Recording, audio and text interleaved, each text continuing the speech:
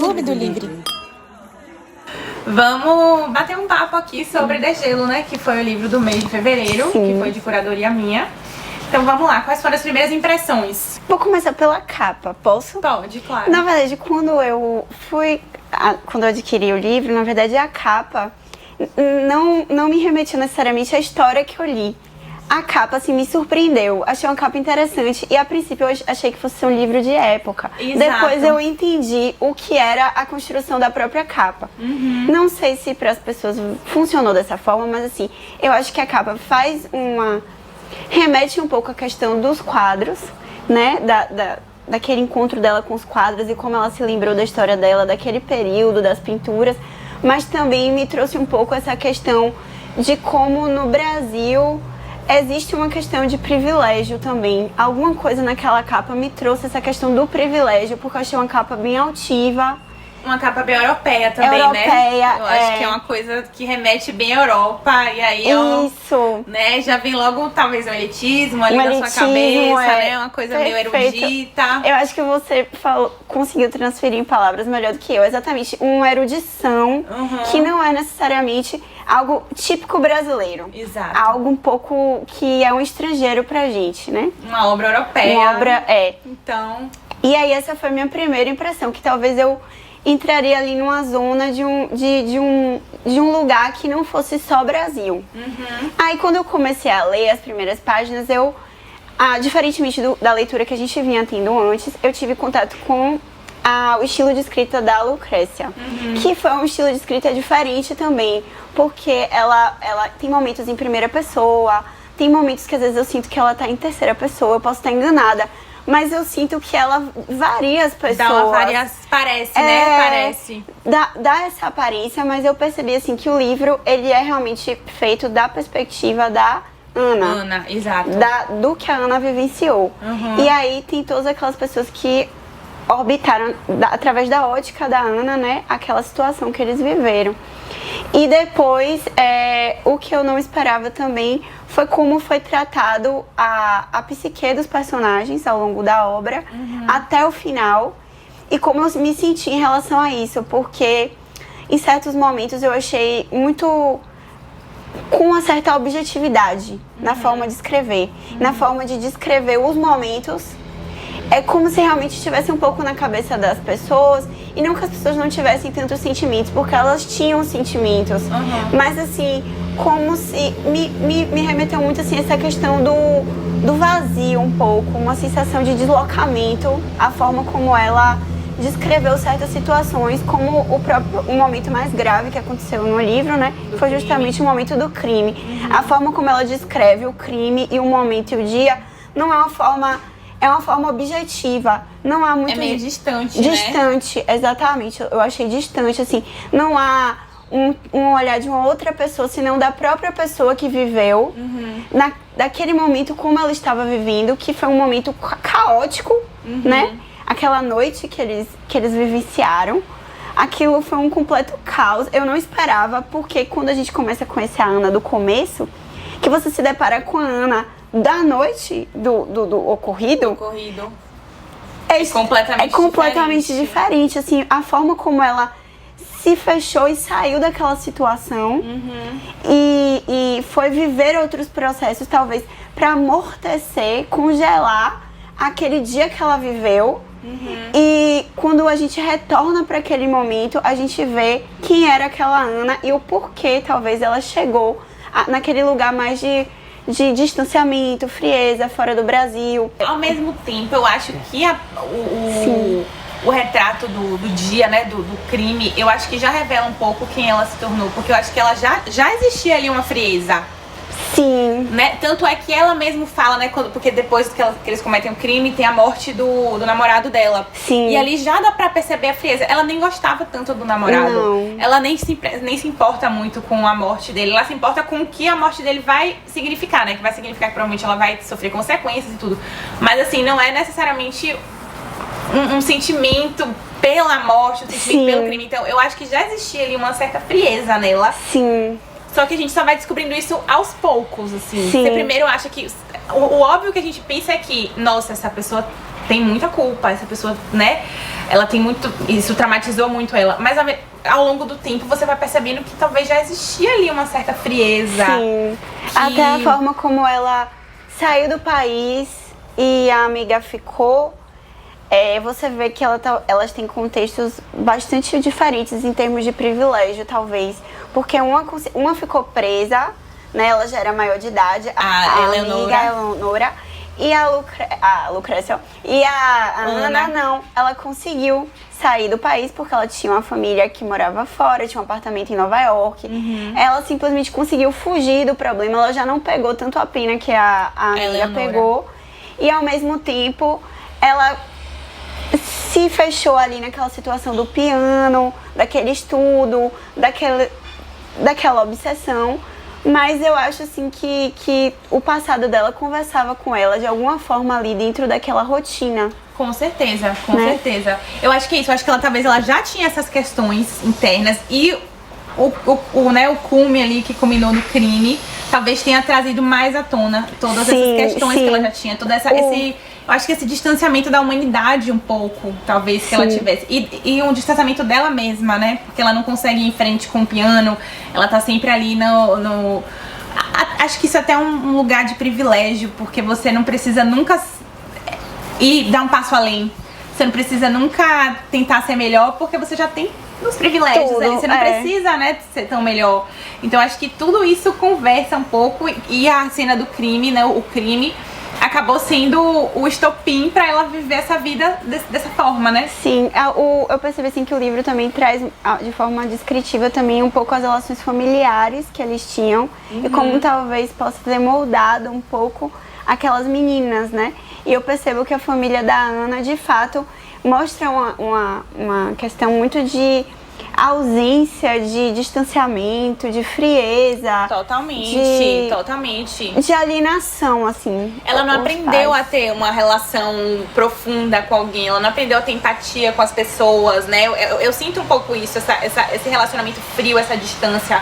Ela não aprendeu a ter uma profundidade emocional. Sim. Né? Com as pessoas, com ela e com as pessoas que cercam ela. Sim. E eu acho que isso fica mais explícito ainda no relacionamento dela com o namorado. Sim. Que é alguém que você imagina que ali, ali ela vai conseguir ter uma profundidade, ali ela vai conseguir entrar. E ela não consegue. Sim. Ela nunca vai. Tem o primeiro namoradinho, né, que teve a situação com a Eleonora, que acarretou no crime. Isso. E tem o segundo, né? Eu tava falando dele, do que morre. Do que morre. O segundo não tava nem lembrando, mas ainda tem isso também. O segundo também, ela não tem nenhum apego por ele. Nenhum apego. Continua ali, não sei explicar muito bem porquê, talvez por ter alguém ao lado, talvez. Mas é uma relação que eu não entendo muito bem também, porque não tem aprofundamento.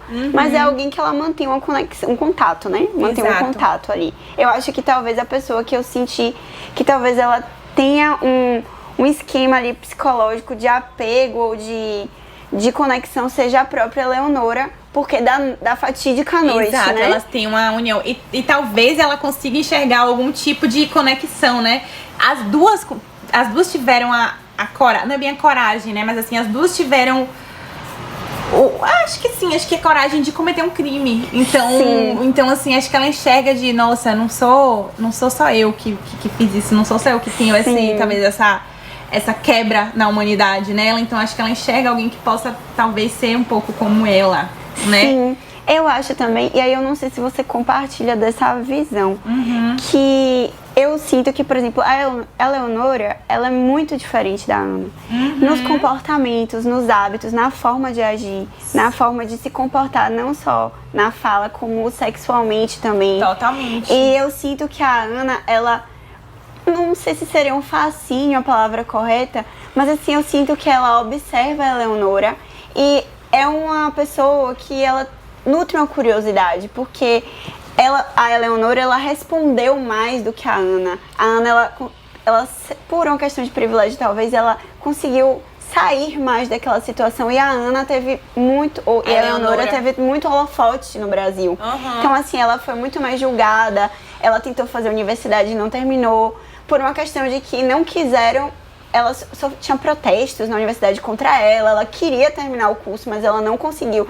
Já a Ana teve todas as ferramentas e porque ela não fez, ela não terminou. E não porque tinham pessoas que condenavam, julgavam e faziam coisas, atiravam pedras nela fora do Brasil. Exato. Então eu achei que essa discrepância entre as duas me foi muito interessante. É verdade, é isso, né? Foi como eu tinha comentado antes, Ana está sempre numa situação de passividade. Sim, né? Talvez por isso, porque ela não precise realmente, ela não precisa correr atrás de nada, né? Até a pena que ela teve foi uma pena mais leve.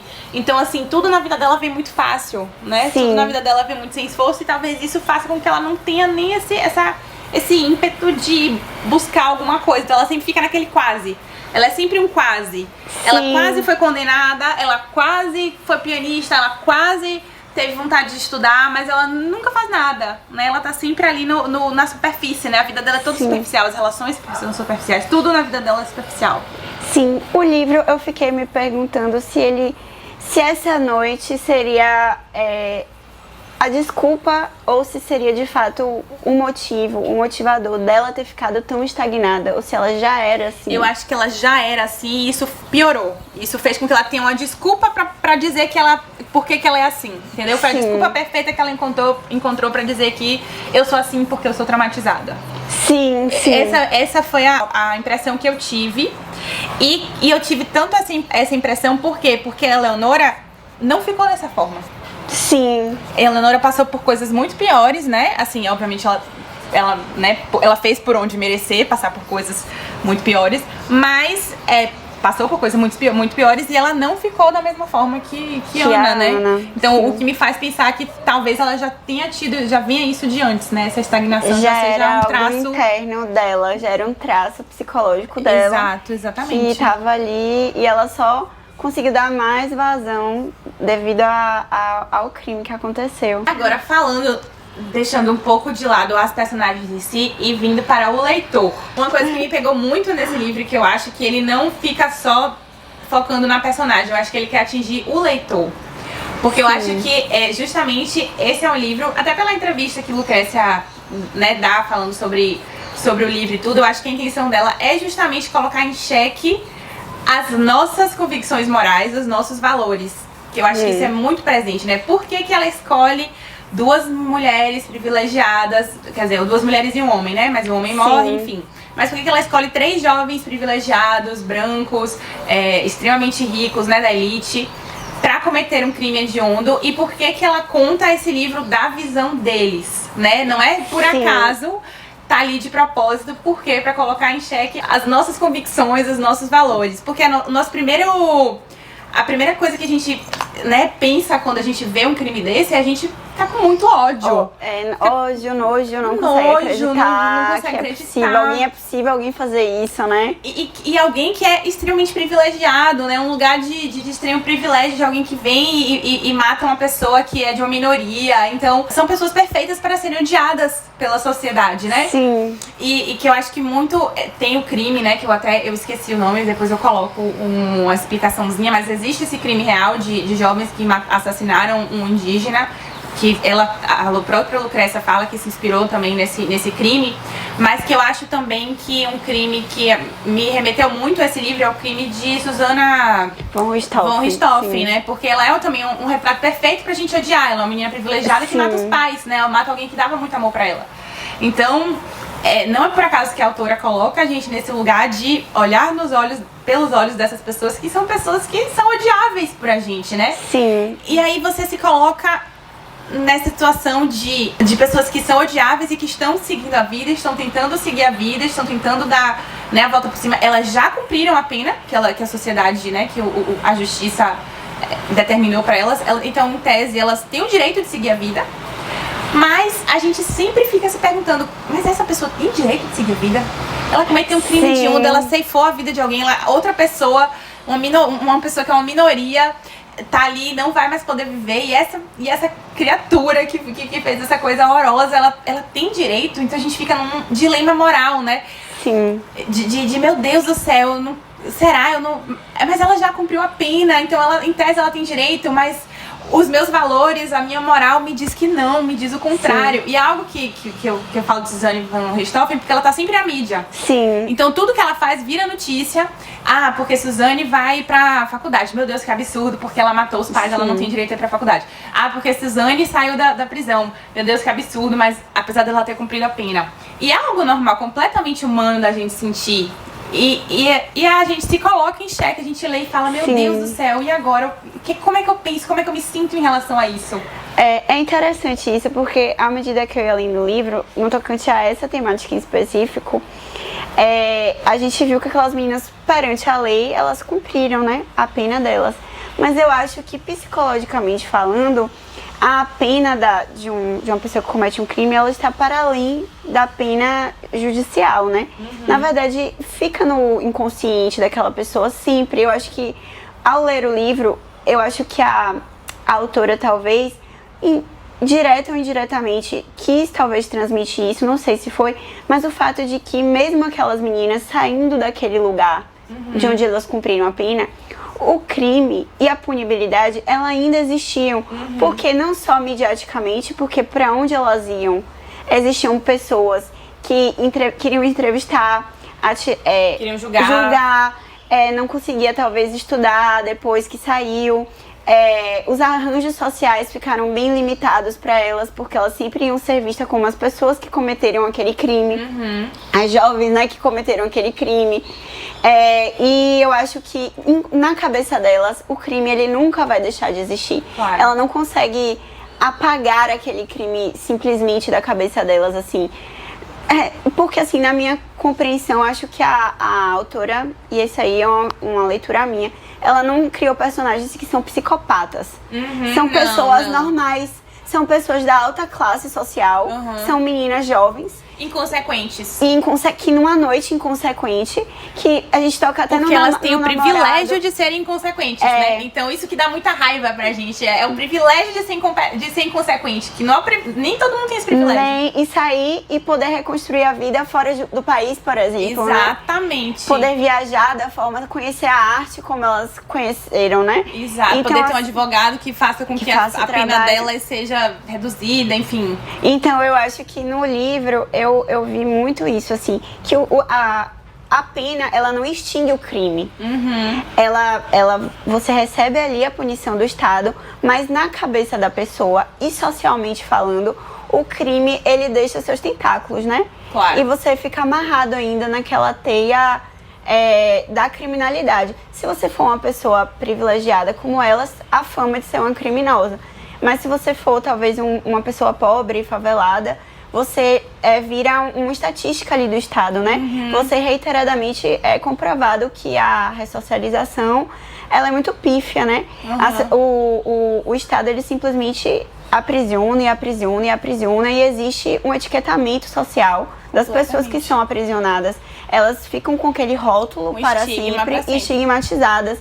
E para uma pessoa de classe privilegiada voltar ao mercado de trabalho, socialmente se reconstruir, ela tá em outro patamar. Muito, e uma pessoa que não tem aqueles privilégios, provavelmente ela vai sofrer o estigma e vai sofrer muito mais.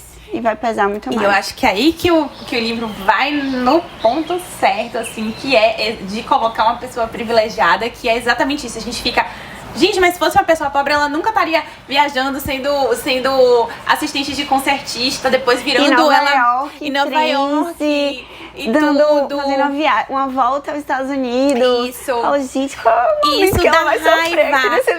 Isso dá raiva. Só que assim, aí eu me pego pensando, mas gente, eu acredito na ressocialização, eu defendo a ressocialização, eu acho que a ressocialização deve existir, mas o fato de a ressocialização ser, no nosso país, algo que é injusto, é uma ressocialização não... É porque o sistema penal, ele é um sistema seletivo, né? Isso. Ele seleciona determinadas pessoas e essas pessoas são as pessoas mais potenciais para o cárcere, né? Uhum. O cárcere, ele tem os seus selecionados. São aquelas pessoas que estão à margem da sociedade. De vez em quando, existe um que sai dessa rota, dessa estatística, que é uma pessoa privilegiada, e ele é pego pelo sistema penal. Mas são poucos. E quando acontece, vira midiático.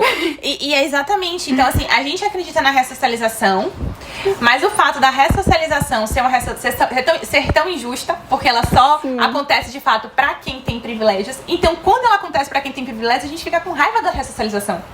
A gente acha que ela não deveria existir pra essas pessoas.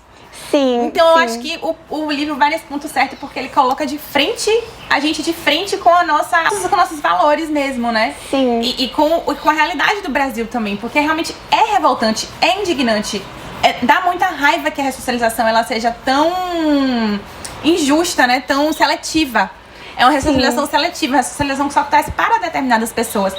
Mas aí será que a gente tem que essas pessoas individualmente, elas têm que ser privadas da ressocialização, elas têm que pagar o preço da injustiça de algo que na verdade é estrutural?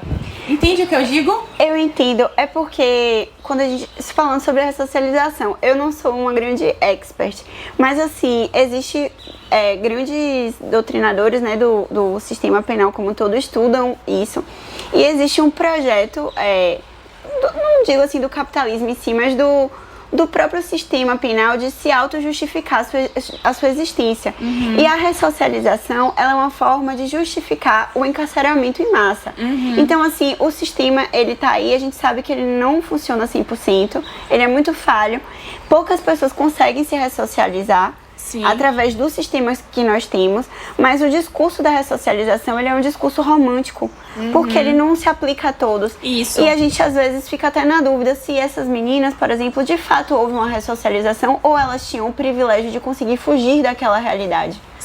Elas de fato melhoraram como seres humanos através do sistema que elas passaram, ou simplesmente elas tiveram o privilégio de não cometer mais aqueles crimes daquela forma, porque elas têm um outro patamar de vida, elas não têm que repetir, elas não têm que vender drogas novamente. Ela não tem que roubar ou sei lá, não sei, os crimes mais toscos que a gente vê normalmente são esses, né? E ela não vai perder oportunidades por ter ficado encarcerada e ter que recorrer a crimes novamente para poder sobreviver. Exatamente, é uma bola de neve quando você é pego pelo sistema.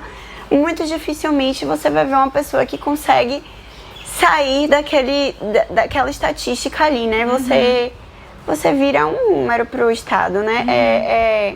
É triste, eu acho muito triste. É muito triste. E é por isso que é revoltante quando alguém que é privilegiado consegue se ressocializar, mesmo que não seja através do sistema, né? Consegue se ressocializar por recursos próprios. Por recursos próprios. A gente fica indignado. Porque ele já tinha uma vida pregressa, uma família, que não sei de onde veio aqueles privilégios, porque o Brasil é um país muito desigual. Completamente. Um percentual de renda é concentrado em poucas pessoas, e às vezes a gente tem a ilusão, a gente que é classe média, de achar que somos nós, né, esses privilegiados. E não somos. Não somos, na verdade.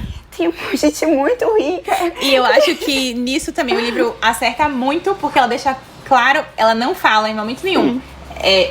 Ana e Leonora tem 300 bilhões de reais na conta, em momento nenhum ela fala isso. Mas ela deixa muito claro, por pequenos detalhes, que elas são de uma elite mesmo. Elas são daquela elite real. Muito elite, de apartamento em frente ao Central Park. De Central Park.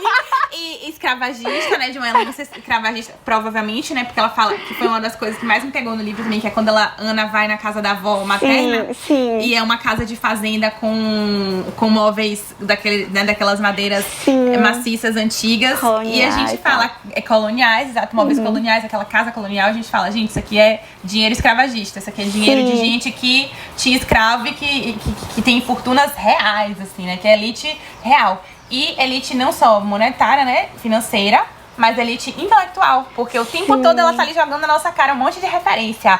E é música clássica, e quadros, pintores, obras, lugares que eu nunca fui, que eu tive que botar no Google. Que lugar é esse? Então, assim, é uma elite financeira e intelectual real. E ela deixa isso muito claro. Tem uma parte no livro que ela fica falando sobre Pocahontas. Tinha uma personagem que ela fala Pocahontas. No livro que tava no trem com eles. Eu nunca soube se Pocahontas era porque a moça parecia uma índia ou se o nome dela era Pocahontas, eu não sei. Eu fiquei assim, é isso, tem coisas que a gente nem consegue acessar, né? Acessar, exatamente. Que eu acho que foi uma sacada muito boa dela deixar bem claro o nível de elite que são aquelas meninas. Que nem você que tá lendo esse livro, você vai conseguir entender o que são esses lugares, essas referências. coisas, essas referências que eu estou colocando aqui. Exatamente. Eu achei realmente isso de é um refinamento dela perfeito, assim, né? Não foi só uma simples história. Tudo que ela trouxe, construiu aquela ambientação pra você entender que você não faz parte daquilo ali. Exatamente. Você não faz parte daquilo ali. Exatamente. E aí é que os seus valores, a sua ética vai ser colocada em xeque. Exatamente. E você vendo pela visão dela, como ela é uma personagem ela é fria, a Ana, você vê pelos olhos daquela pessoa tão fria, assim. E eu senti muita dificuldade de me conectar com a Ana. Total. Eu senti. E uma das coisas que até as meninas estavam comentando no livro é de que elas ficaram decepcionadas com a narração do crime, que elas esperavam que fosse mais... Mas justamente não, porque a gente tá vendo sobre fria. Isso, a gente tá vendo sobre a ótica dela. Então pra ela foi algo meio que... Não é banal, obviamente, porque aquilo ali não tem como não abalar alguém, não tem como não mudar a vida de alguém. Mas não tem a profundidade que a gente acredita que teria. Sim. Eu achei que foi exatamente a forma narrativa objetiva do momento do crime. Pra mim foi completamente intencional. Totalmente. Justamente porque ela quer que você entenda que sob os olhos daquela personagem, ela viu aquele momento com aquele nível de frieza. Até, eu acho, a relação que ela via a própria Eleonora e o namoradinho, que era um negócio completamente estranho. E ela não ligava pra ela, sabe? Ela não tinha aprofundamento em nada, porque ela não se conectava com nada. E o interessante também, falando sobre essa questão de dinheiro e privilégio, e como bate na gente de uma forma tão estranha, é justamente esse namoradinho que a Ana tinha, eu acho que o nome dele era Matias. Matias, tava tentando lembrar o nome dele. Ele fazia farmácia e ele era um grande traficante. Isso! Ele tinha o privilégio de ser grande. Tinha tudo. E por que ele precisava daquele dinheiro? Nem ele sabia dizer. O que ele podia era tentar trocar um carro novo. E nem isso ele podia, porque ele não ia saber justificar os pais. De onde saiu o dinheiro, então ele fazia puro capricho. Diversão. Era puro capricho. Assim, meu Deus. E isso também, o crime também foi puro capricho. Foi puro, tipo uma aventura, assim, duvido que você consiga, né? Exato, e consequência de jovens privilegiados, completamente, né? Que acham que são donos do mundo e que podem... E o mundo é deles, eles são reis e o mundo é deles. E tudo que eles fazem... O mundo é uma grande passarela deles. É difícil encarar, mas nunca vai ter o nível de consequencialismo que vai ter pra uma pessoa que não tem os privilégios que eles gozavam. Exatamente. E é duro você ler isso e entender, compreender e ter que aceitar e ficar em paz no final. E você não fica em paz, porque você fecha e fala, isso é o Brasil. Isso aqui é o Brasil. E aí você fica com raiva. Exato. Eu fiquei assim, no final eu finalizei o livro, mas com a sensação de ausência, eu entendo e compreendo que as pessoas, uma vez que cumprem suas penas, elas cumpriram o que tinham que fazer com relação ao Estado, né? Não existe pena de prisão perpétua, nem pena de morte no Brasil. Então, assim, elas cumpriram perante a lei, elas cumpriram o que elas tinham que cumprir. Mas é difícil encarar a desigualdade. Muito difícil. Enquanto que para umas pessoas, as consequências, elas são mais gritantes do que para outras. Que eu acho que esse é o grande ponto do livro, né? É a gente dormir com essa. Dorme reflita.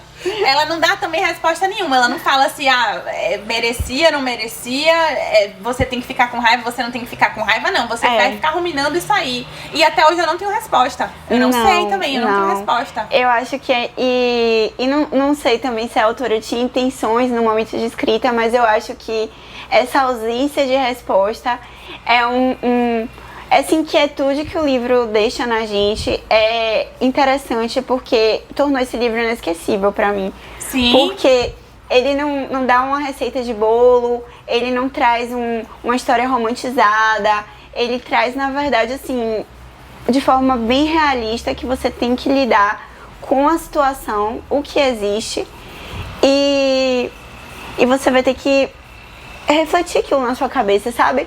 se colocar um pouco dentro, sair do campo das ideias e se colocar dentro do campo do real. Do real. De onde você vive, de como você pode olhar essa realidade de forma diferente, entender que você não faz parte daquela realidade que talvez você achasse que fizesse. Exato. É um chá revelação de...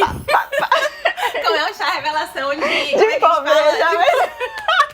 De classe social. Um chá revelação de classe social. Bom dia, pobres. Vocês não fazem parte desse mundo. Boa noite, Brasil. Bom dia, Nova York, né? Bem isso. Eu achei isso... Pra mim foi... Não, a palavra não é... Eu não consigo achar a palavra correta, mas assim... Eu não gosto de viver na mentira, sabe? Eu gosto de entender o que eu vivo. Onde a gente tá, onde a gente vive, nossa realidade. Porque tem gente que fala que ignorância é uma bênção, não sei o que, é melhor viver no mundo de Alice. Mas eu particularmente acho que nós temos que entender onde estamos. Sim. E entender como a gente pode se posicionar dentro desse processo, desse lugar que a gente vive, sabe? Eu acho que o livro me deixou isso. Perfeito, eu acho que finalização perfeita para a nossa discussão. Não poderia ser melhor. E durmam com essa. E é isso, e até a próxima discussão do mês que vem. Espero que vocês tenham gostado do livro desse mês. Ou não também. É importante. Também, a indignação é uma das coisas que movimenta mais o ser humano. É um combustível pra mudança. Exatamente. E é isso, até o próximo mês, até o próximo livro. E vamos ler, vamos falar sobre livros. Vamos. E é isso. Outras leituras virão.